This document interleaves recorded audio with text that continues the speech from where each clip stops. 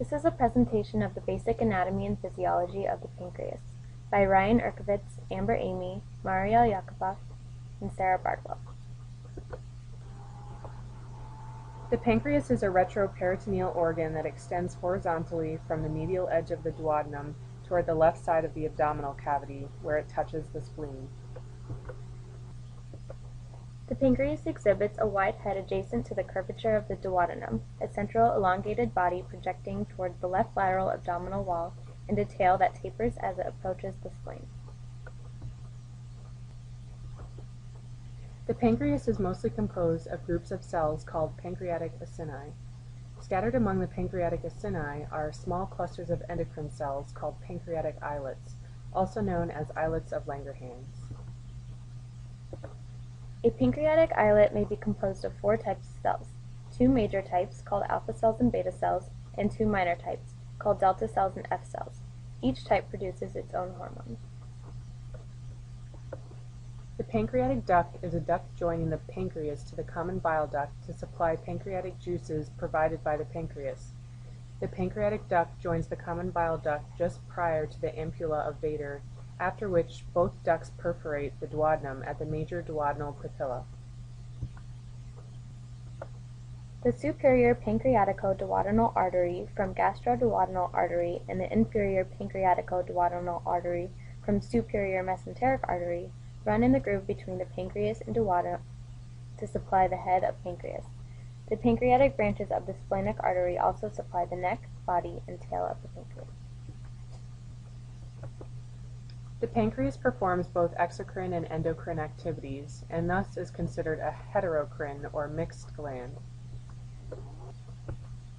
The acinar cells produce an alkaline pancreatic juice that is secreted through pancreatic ducts into the duodenum of the small intestine.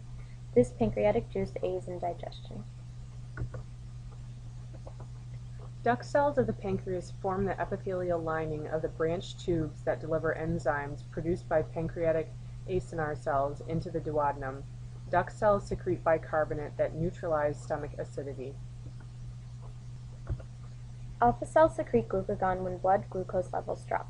Glucagon causes target cells in the liver to break down glycogen into glucose and release glucose into the bloodstream to increase blood glucose levels.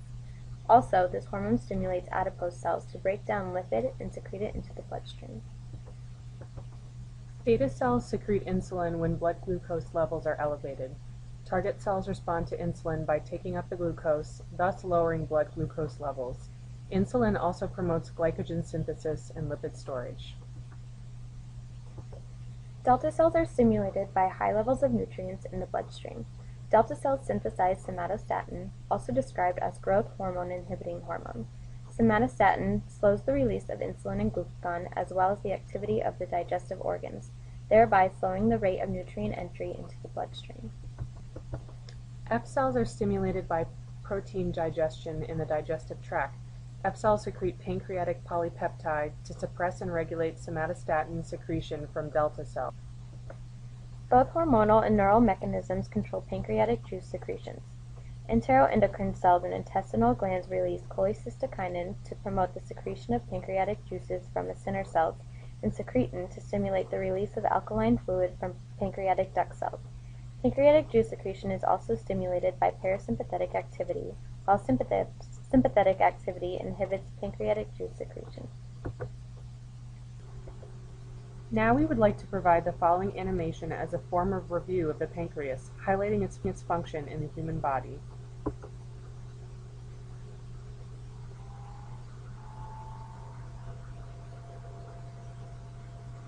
Your pancreas is an organ about the size and shape of an average banana.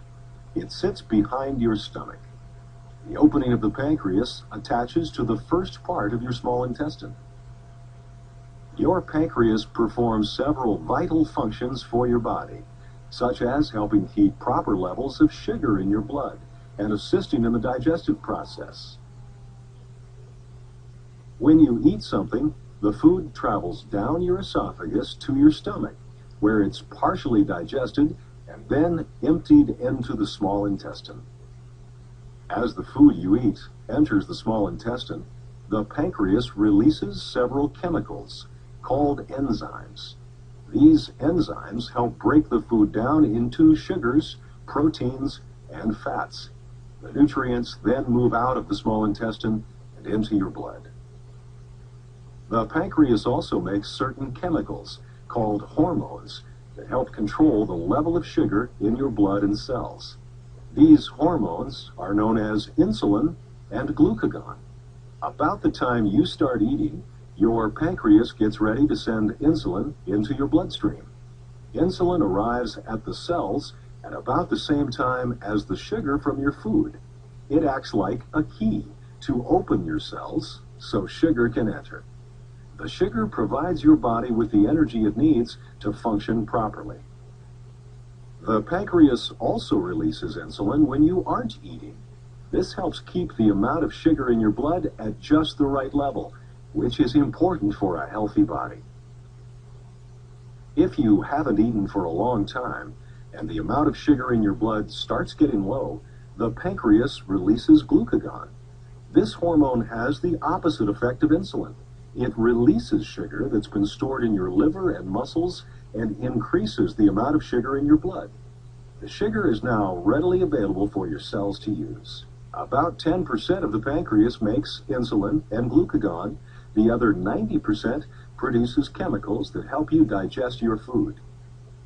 As you can see, the pancreas does several important things to keep your body working properly.